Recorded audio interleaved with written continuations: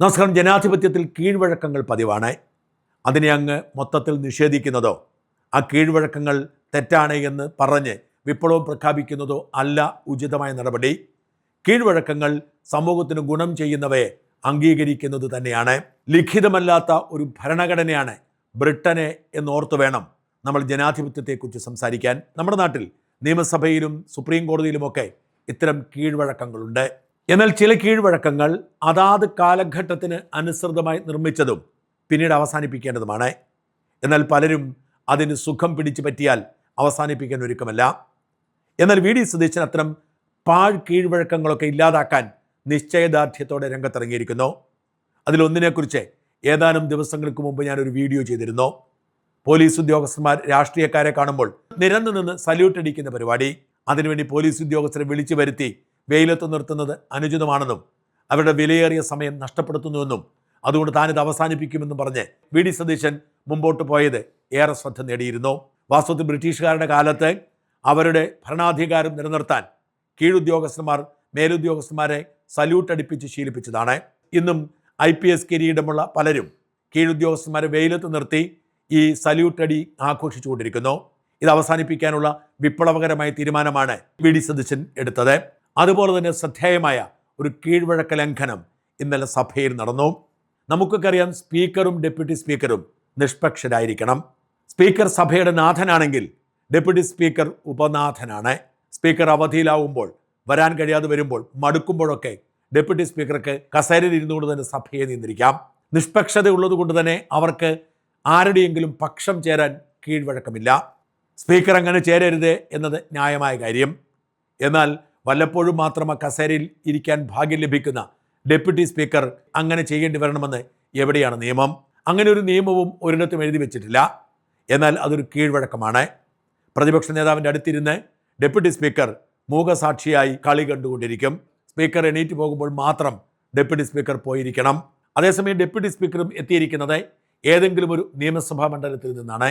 ആ മണ്ഡലത്തിലെ കാര്യങ്ങൾ ഡെപ്യൂട്ടി സ്പീക്കർ ആയതുകൊണ്ട് പറയാൻ പാടില്ല എന്ന് പറഞ്ഞാൽ അതെങ്ങനെ ശരിയാവും?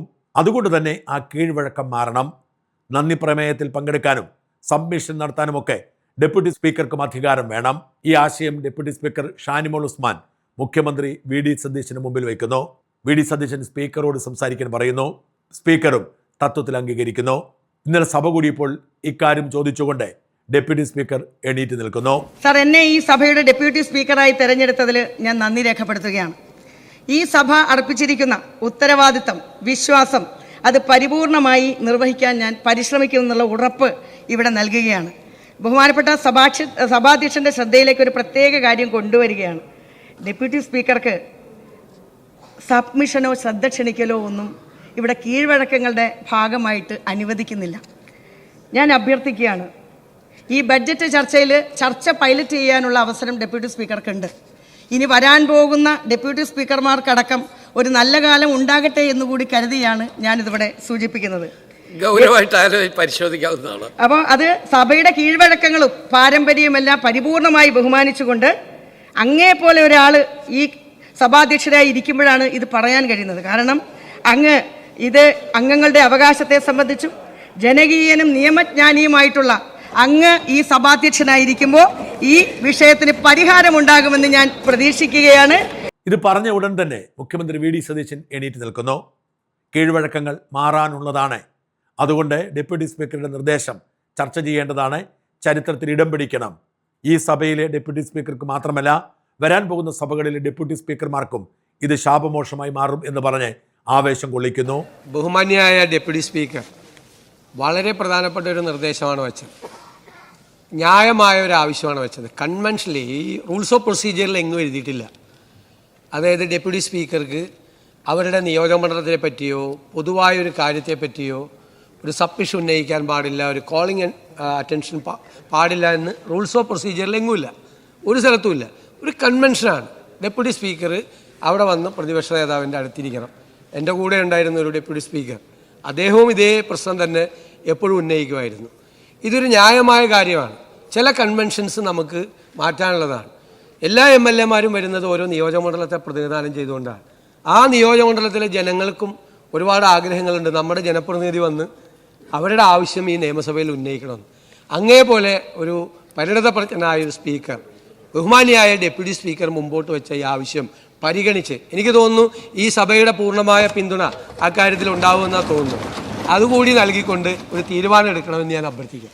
ബഹുമാനപ്പെട്ട മുഖ്യമന്ത്രി കൂടി അഭിപ്രായ സാഹചര്യത്തിൽ നമ്മുടെ ഒരു പൊതു സെൻസ് ഇതായിരിക്കും എന്നുള്ള ധാരണയോടുകൂടി അത് ഡെപ്യൂട്ടി സ്പീക്കർ ഉന്നയിച്ച ഒരാവശ്യം അനുഭാവപൂർണ്ണമായിട്ട് പരിഗണിക്കും എന്ന് ഉറപ്പു നൽകുകയും ചെയ്യണം. ഈ രണ്ട് പ്രസംഗവും കഴിഞ്ഞതോടെ സ്പീക്കർ തിരുവഞ്ചൂർ രാധാകൃഷ്ണൻ സഭയ്ക്ക് ഇക്കാര്യത്തിൽ എതിർപ്പില്ല എന്ന നിഗമനത്തിൽ അംഗീകരിക്കുന്നു എന്ന് പ്രഖ്യാപിക്കുന്നു.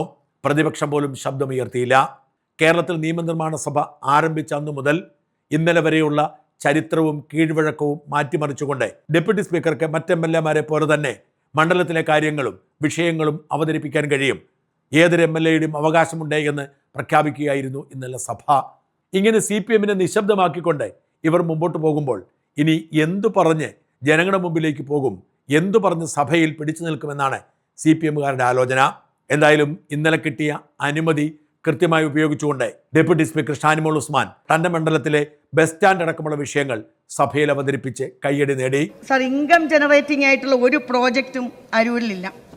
അനന്തമായ വികസന സാധ്യതകളുള്ള ഒരു മണ്ഡലമാണ് അരൂർ. സാർ, അരൂരിനെ കൊച്ചിയുടെ സാറ്റലൈറ്റ് സിറ്റി എന്നൊക്കെയാണ് പറയുന്നത്. എന്നാൽ കൊച്ചിയും അരൂരും താരതമ്യം ചെയ്താൽ രാവും പകലും പോലെയുള്ള വ്യത്യാസം. പള്ളിപ്പുറത്ത് ഇൻഫോ പാർക്കുണ്ട്, 22ഓളം കമ്പനികളുണ്ട്. ഇനിയും നിരവധി കമ്പനികൾക്ക് അവിടെ പ്രവർത്തിക്കാനുള്ള സൗകര്യവും സ്കോപ്പുമുണ്ട്. പക്ഷെ പള്ളിപ്പുറത്തെ ഇൻഫോ പാർക്ക് ഏറെ വർഷങ്ങളായിട്ട് അത് അൺഅറ്റൻഡഡ് ആയിട്ട് അവിടെ കിടക്കുകയാണ്. യാത്രാ സൗകര്യമോ താമസ സൗകര്യമോ ഒന്നും ഇല്ലാത്തതിനാൽ കമ്പനികൾക്കൊന്നും അവിടെ വരാനുള്ള ഒരു താല്പര്യമില്ല. ഒരു പ്രത്യേക സമിതിയെ നിയോഗിച്ച് സ്പെഷ്യൽ ഇക്കണോമിക് സോണിൻ്റെ ഭാഗമായിട്ടുള്ള പള്ളിപ്പുറം ഇൻഫോ പാർക്കിനെ പഠിച്ച് ഒരു മികച്ച IT പാർക്കായി മാറ്റാനുള്ള നടപടിയെടുക്കണമെന്ന് ഞാൻ അഭ്യർത്ഥിക്കുകയാണ്. സാർ, രണ്ടാമതായി പള്ളിപ്പുറത്ത് തന്നെ സ്ഥിതി ചെയ്യുന്ന മലബാർ സിമൻസ് ഉണ്ട്. അത് ഒരു പ്രൊഡക്ഷൻ യൂണിറ്റാണ്. അതിന് ജീവനുണ്ടോ എന്ന് ചോദിച്ചാൽ ജീവനുണ്ട്, ജീവനില്ല എന്ന് ചോദിച്ചാൽ ജീവനില്ല. തൊഴിലാളികളുടെ ജീവിതം അതീവ ദയനീയമാണ്. മലബാർ സിമൻസ് വ്യവസായ വകുപ്പ് ഇടപെട്ട് അടിയന്തരമായി പുനരുജ്ജീവിപ്പിക്കാനുള്ള നടപടിയെടുക്കണമെന്ന് ഈ സഭയിൽ ഞാൻ അഭ്യർത്ഥിക്കുന്നു. സാർ, വേമ്പനാട്ട് കായലും കൈതപ്പുഴ കായലും ഒക്കെ ചുറ്റിക്കിടക്കുന്ന പ്രകൃതി രമണീയമായ അരൂരിൽ കൊച്ചിയുടെ വാട്ടർ മെട്രോ എക്സ്റ്റൻഷൻ കൊണ്ടുവരണം എന്നുള്ളതാണ് മറ്റൊരു കാര്യം അഭ്യർത്ഥിക്കാനുള്ളത്. സാർ, അതുപോലെ തന്നെ കൊച്ചിയിലേക്ക് രാവിലെ പോകുന്ന ആളുകൾ, എറണാകുളത്ത് ജോലിക്ക് പോകുന്ന ആളുകൾ അരൂരിലും എരമല്ലൂരും ഒക്കെ ഒന്ന് രാവിലെ പോയി നോക്കിയാൽ 100 കണക്കിനാണുള്ളത്. എന്തുകൊണ്ട് മെട്രോ റെയിലിൻ്റെ സാധ്യതകൾ അരൂരിലേക്ക് എത്തിക്കുന്നതിനെക്കുറിച്ച് നമുക്ക് ചിന്തിച്ചുകൂടാ? അതുകൂടി പരിഗണിക്കണമെന്ന് ഞാൻ അഭ്യർത്ഥിക്കുകയാണ്. സാർ, കേരളത്തിലെ സീ ഫുഡിൻ്റെ തലസ്ഥാനം എന്ന് പറയുന്നത്, സീ ഫുഡ് എക്സ്പോർട്ടിൻ്റെ തലസ്ഥാനം എന്ന് പറയുന്ന അരൂരാണ്. വലിയ കമ്പനികളുണ്ട്, ചെറിയ ഒരുപാട് കമ്പനികളുണ്ട്, പീലിംഗ് ഷെഡുകളുണ്ട്, ആയിരക്കണക്കിന് വരുന്ന പീലിംഗ് തൊഴിലാളികളുണ്ട്. ഇതിൻ്റെയൊക്കെ അടിസ്ഥാനത്തിൽ അരൂരിനെ സീ ഫുഡ് എക്സ്പോർട്ട് ഹബ്ബായി പ്രഖ്യാപിക്കണമെന്ന് ദീർഘകാലമായിട്ടുള്ളൊരു ആവശ്യമാണ്. ഈ സർക്കാർ അതിനായി നടപടി സ്വീകരിക്കണമെന്ന് അഭ്യർത്ഥിക്കുന്നു. സാർ, അരൂർ നിയോജക മണ്ഡലത്തിൽ ഒരുപാട് ദ്വീപുകളും തുരുത്തുകളും ഉണ്ട്, സാറിനറിയാം. അത് കണ്ടൽക്കാടുകളുണ്ട്, ചെറുതോടുകൾ, കായലുകൾ, കടലെല്ലാം ഉണ്ട്. പക്ഷേ ഇവിടെ പെരുമ്പളം എന്ന് പറയുന്ന ഒരു ദ്വീപുണ്ട്, കാക്കത്തുരുത്ത് എന്ന് പറയുന്ന മറ്റൊരു ദ്വീപുണ്ട്, കുട്ടഞ്ചാൽ എന്ന് പറയുന്ന മറ്റൊരു ദ്വീപുണ്ട്. ഇവിടെയൊക്കെയുള്ള ജൈവ വൈവിധ്യങ്ങൾ വളരെ ശ്രദ്ധേയമാണ്. കാക്കത്തുരുത്തെന്ന് പറയുന്ന ദ്വീപിലേക്ക് എത്തിച്ചേരണമെങ്കിൽ ഒരു വഞ്ചിയിൽ മാത്രമേ പോകാനും പറ്റുള്ളൂ. ഒരുപാട് വിദേശികളടക്കമുള്ള ടൂറിസ്റ്റുകൾ അവിടെ വന്ന് അവിടുത്തെ സൂര്യാസ്തമയം കാണാനായിട്ട് എത്തിച്ചേരുന്നുമുണ്ട്. ഈ മേഖലയൊക്കെ കൂട്ടി ഇണക്കിക്കൊണ്ടുള്ള ഒരു ഇക്കോ ടൂറിസം പ്രോജക്റ്റ് നടപ്പിലാക്കണമെന്ന് അഭ്യർത്ഥിക്കുകയാണ്. ജനജീവിതവും മെച്ചപ്പെടും, ഒരുപാട് തൊഴിൽ സാധ്യതകളും അവിടെ സൃഷ്ടിക്കപ്പെടും. കേരളം കുറേ നാളുകളായിട്ട് സ്വപ്നം കാണുകയാണ് എയിംസ്. യഥാർത്ഥത്തിൽ അരൂർ നിയോജക മണ്ഡലത്തിൽ ഇതിന് വേണ്ടത്ര സ്ഥലമുണ്ട്. അരൂർ നിയോജക മണ്ഡലത്തിലെ പള്ളിപ്പുറത്ത് ഇപ്പോൾ തന്നെ 14 ഏക്കർ സ്ഥലം ഒന്നും ചെയ്യാതെ അവിടെ സർക്കാരിൻ്റെ വകയായിട്ടുണ്ട്. അവിടെ പഴയ മണൽ ഇഷ്ടിക ഫാക്ടറി പ്രവർത്തിച്ചിരുന്നതാണ്. അതിന് സമീപം വ്യവസായ പാർക്കിനോട് ചേർന്ന് പൊതുജന എതിർപ്പില്ലാതെ വേണ്ടത്ര സ്ഥലം ഏറ്റെടുക്കാനും കഴിയും. ആയതിനാൽ എയിംസ് സ്ഥാപിക്കാൻ പള്ളിപ്പുറം പഞ്ചായത്തിലെ ചൂണ്ടിക്കാണിക്കപ്പെട്ട സ്ഥലം നിർദ്ദേശിക്കണമെന്ന് അഭ്യർത്ഥിക്കുകയാണ്. ഒരുപക്ഷെ ബസ് സ്റ്റാൻഡ് ഇല്ലാത്ത ഏക നിയോജക മണ്ഡലം അരൂരായിരിക്കും സാർ. ഒരു ബസ് സ്റ്റാൻഡ് കൂടി തരുന്നതിന് വേണ്ടിയിട്ടുള്ള അഭ്യർത്ഥന ഞാൻ വയ്ക്കുകയാണ്.